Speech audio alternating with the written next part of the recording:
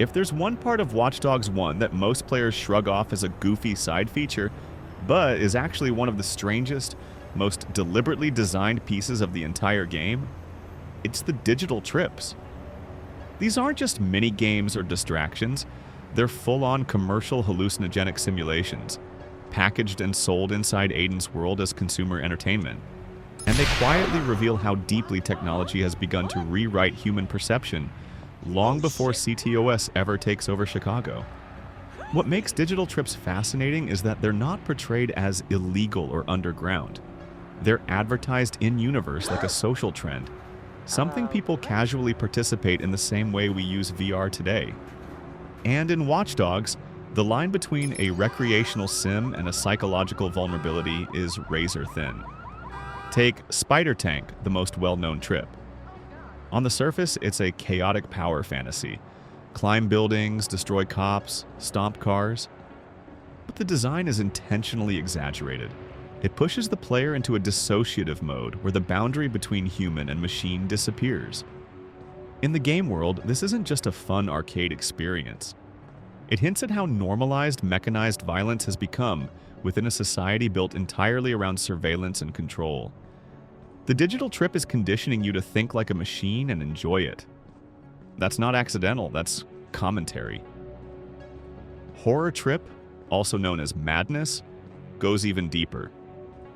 Instead of empowering you, it disorients you. Flickering shadows, corrupted demons, a city twisting itself into surreal, unstable geometry. This mode actually reflects the underlying instability of the real world of Watch Dogs.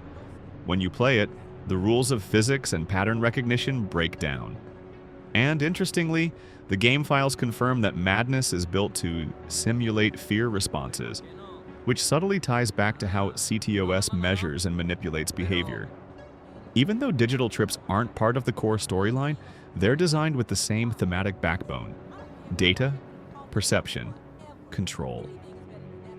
In a city where technology observes every move you make, these trips show you how easily that same technology can distort your sense of reality.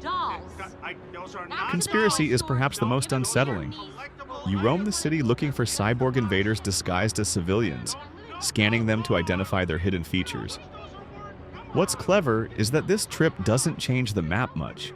The environment is nearly identical to the real world. Only the enemies are artificial. That design choice matters. It's training you to distrust the people around you, to evaluate them as potential threats based on invisible data. Exactly what ctOS does every second of every day. If Spider Tank blurs the line between player and machine, Conspiracy blurs the line between surveillance and paranoia.